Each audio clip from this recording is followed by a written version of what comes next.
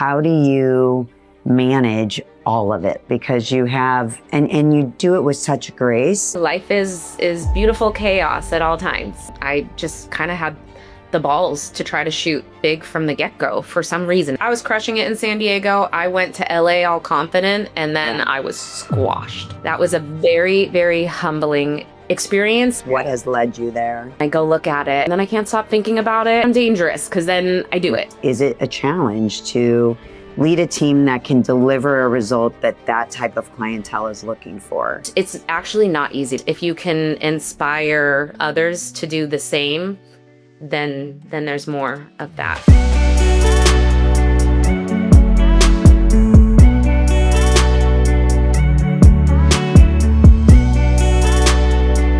Welcome back to the Reinventing Beauty Podcast, where we explore artistry, leadership, and growth within the industry. And today we're joined with one of our dear friends from La Jolla, California, Sherri Belanger. Sherri, tell us a little bit about yourself. Been a salon owner, a Belle Sirène salon for 10 years now. We're celebrating our 10 years, which is so exciting. And, I'm a mama. I have two little girls, ages 7 and 3.5. And yeah, life is beautiful chaos at all times. That's definitely the best way to describe business ownership and small children for sure. I think one of the things that most intrigues me about watching your journey, and I feel so privileged that we've had the opportunity to work in your salon.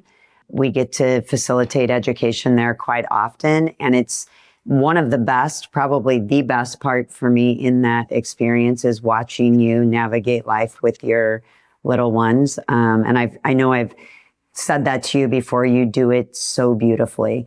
How do you manage all of it? Because you have, and you do it with such grace in a way that never makes you look like you're supposed to be somewhere else or need to be someplace else. You're pretty much in the moment all the time.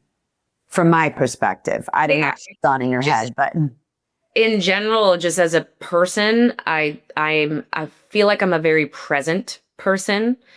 And especially having children, it's made me be that much more present. I feel like every day time is fleeting. And so I think for me, it's just, I take it day by day, minute by minute.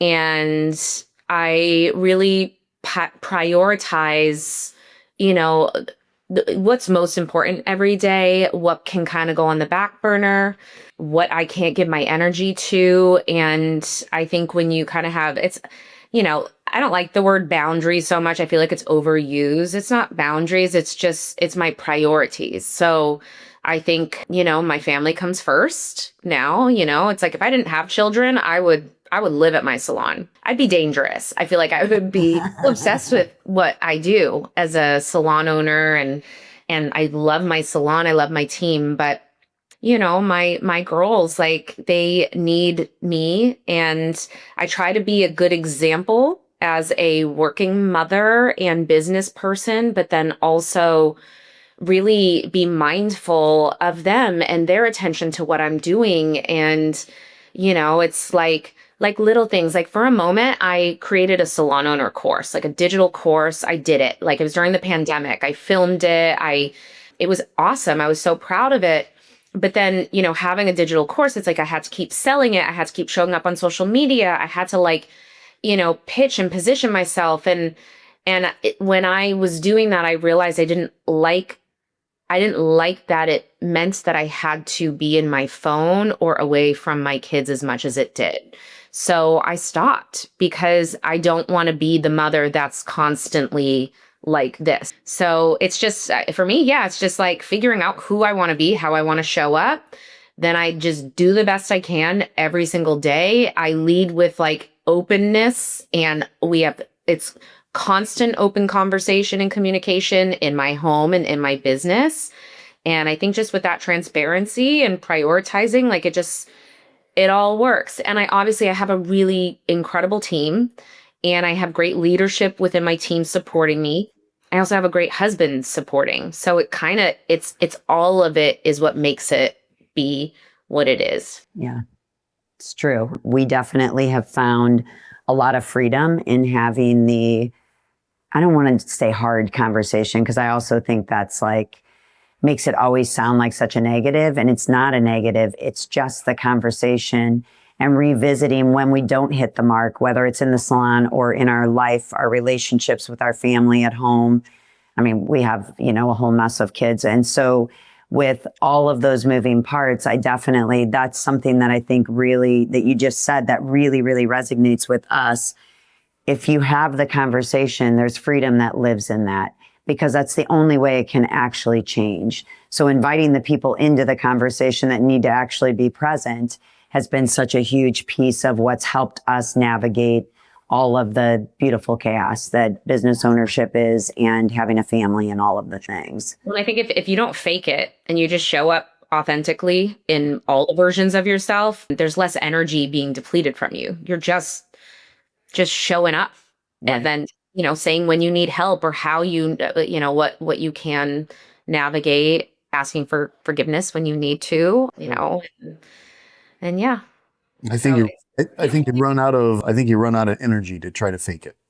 And there's that. It's like, as with more children, it's like, I'm tired, right. Energy, mentally, emotionally, and then physically. Yeah.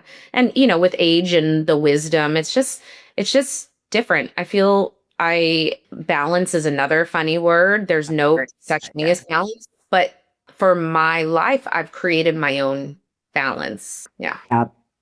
I think we would love to hear what your journey looked like in the industry before Belle Sirène. I don't know that we've ever even heard that story. And so I find it intriguing to think about what the process was and how you got to where you are even today, the space that you're in today. How did that all kind of transpire? Because we've been in your office and I see the plaques behind you, Female Entrepreneur of the Year, a couple times it looks like, on some of the plaques in San Diego. So top salon today, top 200, so lots of accomplishments. What has led you there? I joke that this is my vanity wall. Everybody should have one. I have on this wall over there a collage I made my first year as a salon owner. And it's like sweet, showing the evolution of these plaques and these, accolades that I'm so proud of. But then I have like my magazine and newspaper article clippings over here, which is just so sweet too. But so, I'm a hairdresser first, and I've been doing hair 22 years. And I think from the get-go, I don't know why, because I grew up in a small town in Massachusetts. I did not come from much at all. And for some reason, something in me always wanted to strive for more. And when I got my cosmetology license, something in me said, I want to work in the best city that I can. And I was living in San Diego at the time. My family moved to San Diego when I was 12. Okay. So I went to cosmetology school in San Diego, and I just kind of had the balls to try to shoot big from the get-go for some reason. I don't know why, because nothing in my backstory kind of backs that. Right. And, at that time, and maybe even still today, La Jolla, where I'm at, is, a high-end, luxurious, beautiful, city that I maybe would feel uncomfortable in the rooms in it, but I wanted to show up there and try. So I got hired as an assistant and moved on up, into being a stylist. And after 4 years, I was crushing it. I was an educator. I had built my own branding. Like, I always kind of had like a little bit of a business thing to me too. I made a website, and back then it was sherrydoesHotHair.com. There's still people that are like, Sherri does hot hair. Oh my gosh. Because, little 23-year-old was me is like, I do all the hot girls' hair and I do hot hair, whatever. But it worked, and it was a thing. And, during that time, I always dreamed of working in LA and being a celebrity stylist. And life kind of navigated me to LA. And so I left San Diego with a full clientele and a booming business. And I started over as a little fish in a big pond? Is that correct? Like, basically, like, I was crushing it in San Diego. I went to LA all confident, and then I Los Angeles, and I was squashed. That was a very, very humbling experience and a big growing season for me as a person and as a stylist. And I had to rebuild and prove my worth and myself there in a city of, it's the best of the best. Everyone, and people assist for 5 years in Los Angeles and that work their way up, right? And so it took some time, but then it's like with word of mouth and referrals, I built a great business. So then I started doing celebrity hair, and even through doing celebrity hair, certain celebrities were on shows or whatever. So I would get contracted through the shows, and it was a really exciting time.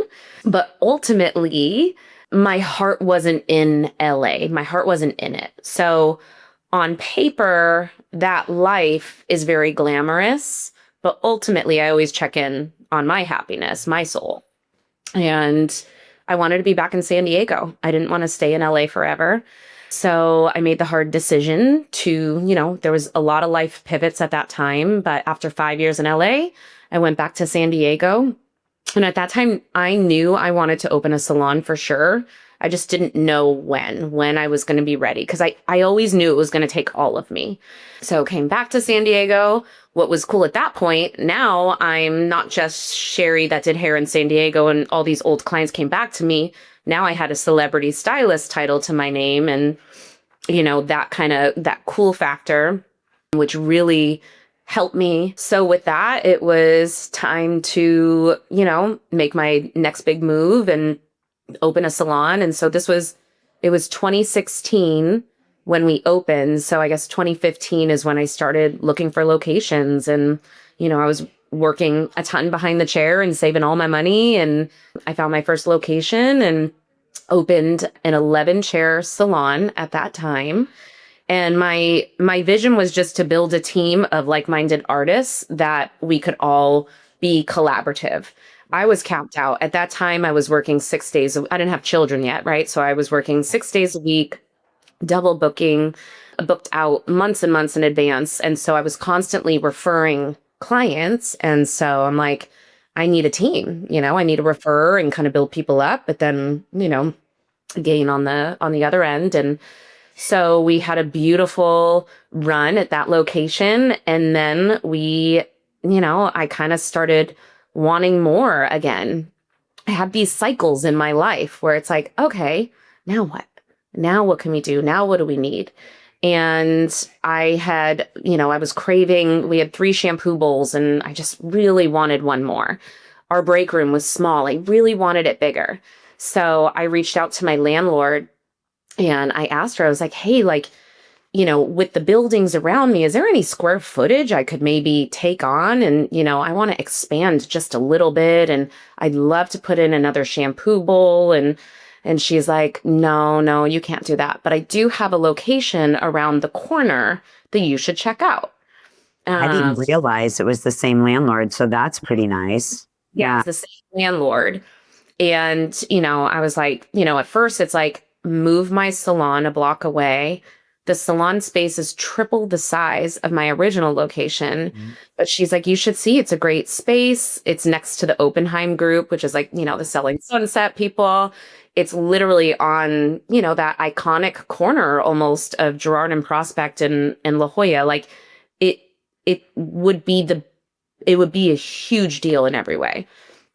And so I, at first I was like, hell no. But then there's always a little voice back here and like, well, maybe I should just go look at it.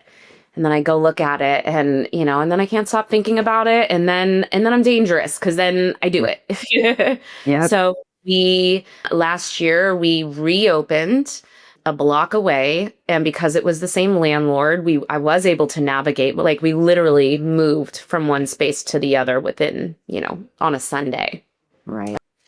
And it's been incredible ever since. And, now we have a 22-chair space. I have a huge, color room and kitchen, and I'm in an office, and we have 7 shampoo bowls, and it's literally my dream come true right now.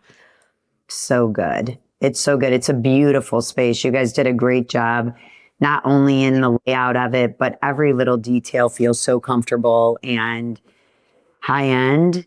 but not stuffy. It's like the perfect setup. We've been so impressed. We're impressed with your team. We've had the privilege of being able to facilitate some education with them, and they're amazing. Do you find it challenging to lead a team in that particular like demographic or that area? I'm sure that's really all you know, I guess, but in such a high-end space, is it a challenge to lead a team that can deliver a result that that type of clientele is looking for?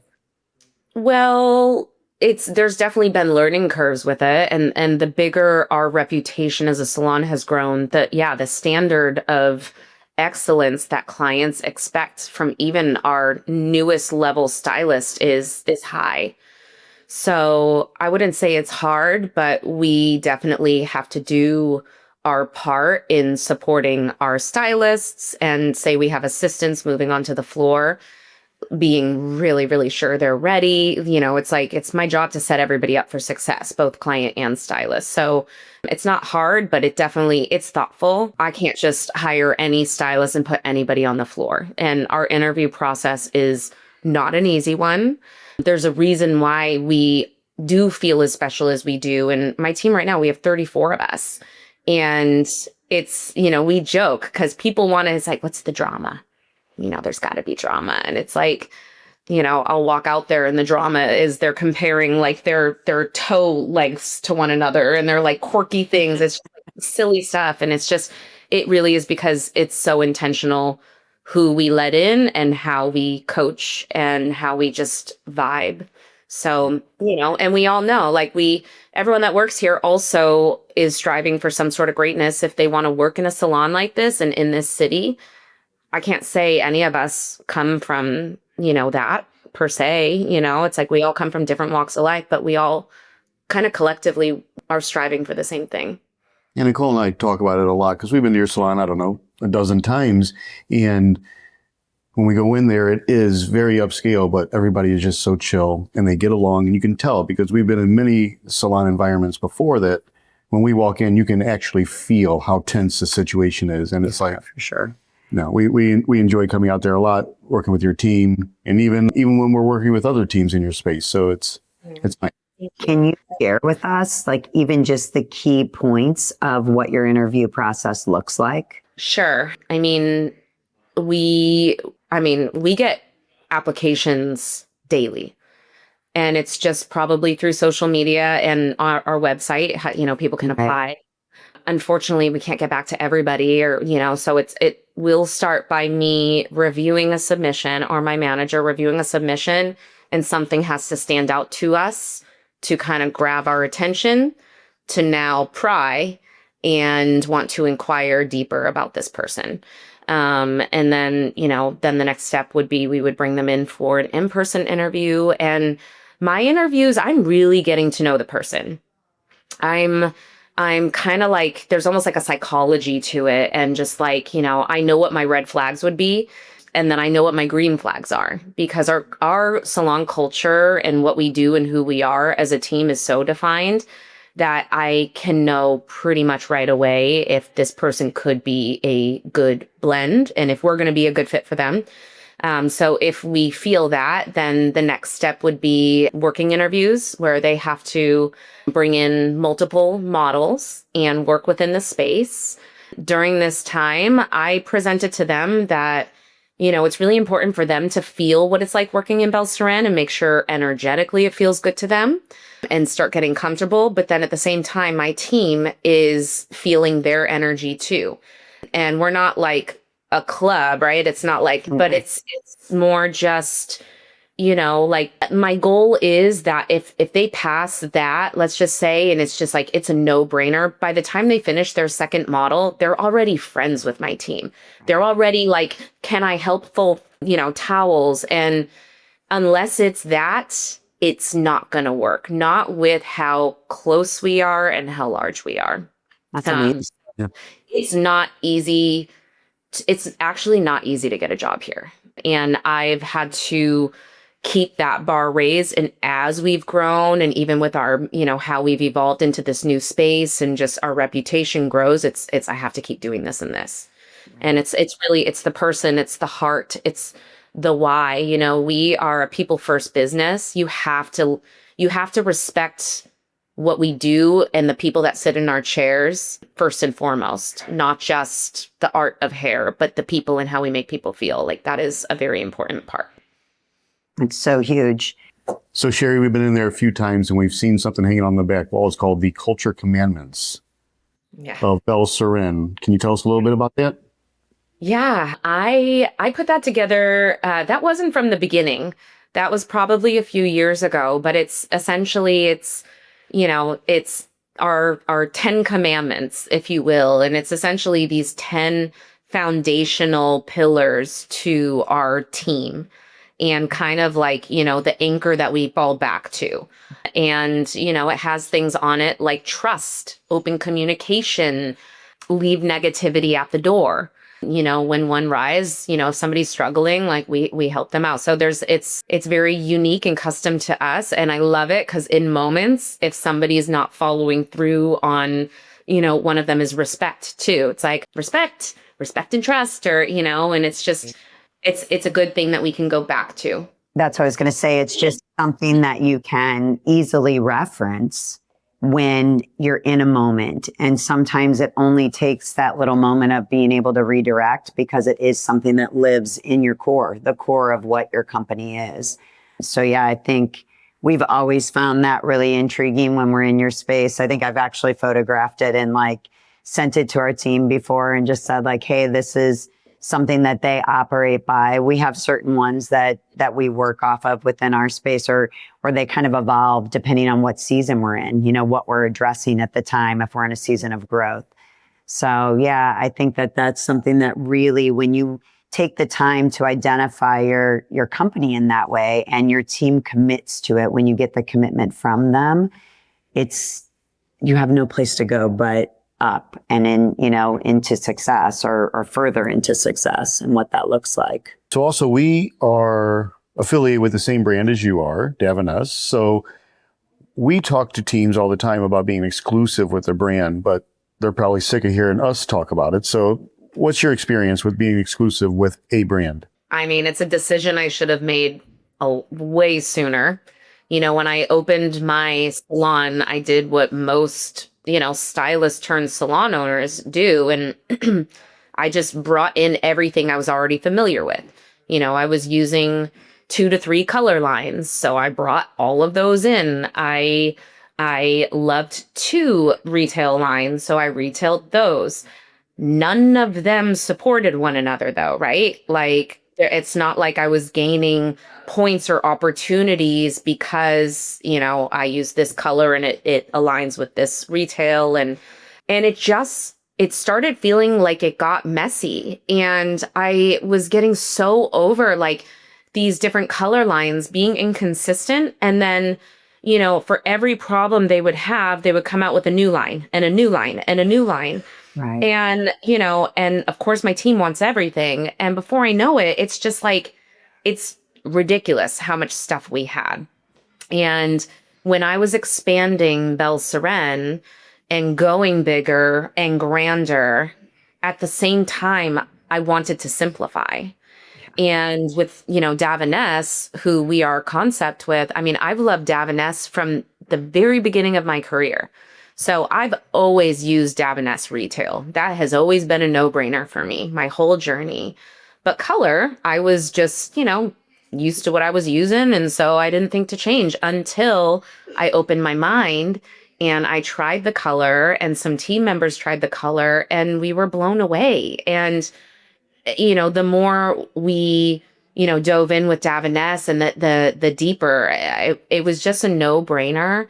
And I feel so proud to be a concept salon. And I feel so proud to only exclusively retail Davines in my luxurious La Jolla salon that, it's like I could think of whatever lines I want to put there, but it's like, nope, that's Davines. And we're going to shout it because we're really proud to retail them and work with a company that aligns so much. A lot of our core values at Belle Sirène totally mirror Davines. Absolutely. it just brings that much more harmony to what we're doing. And then obviously as a salon owner, a business owner, the abundance of support you can gain. Obviously, the money you spend on color and the money you spend on retail, it kind of goes hand in hand. And the opportunity it provides for my team and myself as an owner, it's endless. It's literally a no-brainer. I can't believe that anyone wouldn't do it. Any salon owner really should open their mind to it. It is. It's a pretty interesting concept. I mean, that's a lot of what we facilitate when we're out, doing on the road teaching, whatever, talking to business owners. We really promote being exclusive with a brand. And it was something that was taught to me early in my salon owner journey. And it really does make a difference in your bottom line. It also, for us, became such a piece of our culture. And it allowed our team to become an expert in the brand that we carried, instead of being so distracted by the next shiny new thing that we brought in, or constantly looking for something new so that they could make a recommendation easily, instead of becoming really, really versed in what they use, which ultimately in the end gives their guests the best experience possible. And also that feeling of being held hostage by an employee, I only want to sell this hairspray, so I need this, it's okay. Yeah, it makes interviewing so much easier when you bring someone in and it's this is who we are.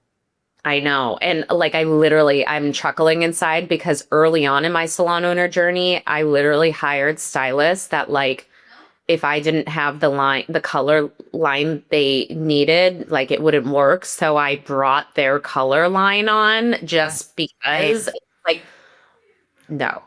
Right. I don't even know who I am. I'm just want to hire. So whoever, if you're breathing, we're going to hire you, whatever you want. We'll figure it out. But it's also, obviously the product needs to perform. You have to believe in it too. Right. And so I wouldn't do it just because it saves money or there's more opportunity. Exactly. Or Davines color performs remarkably. It's perfect. The retail is incredible. So, it's just you can't tell me otherwise. Right. Yeah, I agree. Well, there's no doubt that you built not just a beautiful, aesthetically beautiful salon.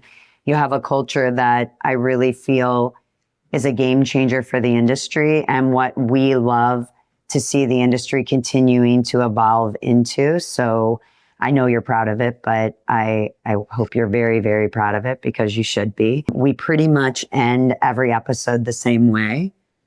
Yes. We asked the question, just if with this industry or even without the industry, how do you leave this place better than you found it? That's a great question. I think leaving this place better than I found it is if I can show up authentically as just a leader and a human being, and leading with love, I want to be love. I want to be light. So I want to leave that, and yeah, I only hope to inspire people to kind of stand true in who they are and help build, good people. It's part of my job as a leader and as a mother, right, is to raise good humans, or, support just kindness and love and openness for humanity. And I leave from that way too. So leaving this place better would just be, the ripple effect. If you can inspire others to do the same, then there's more of that. Nice. I like that. So true. It's amazing. It's amazing. And that's exactly that's how I would describe you. That's how I would describe being in your presence. So I think you do that beautifully. And I'm so, again, just grateful and appreciative that our paths have crossed in this industry. And I just love that we get to spend time with you, because you make a difference for me every day. So thank you for that. I feel the same way, you guys. Yeah.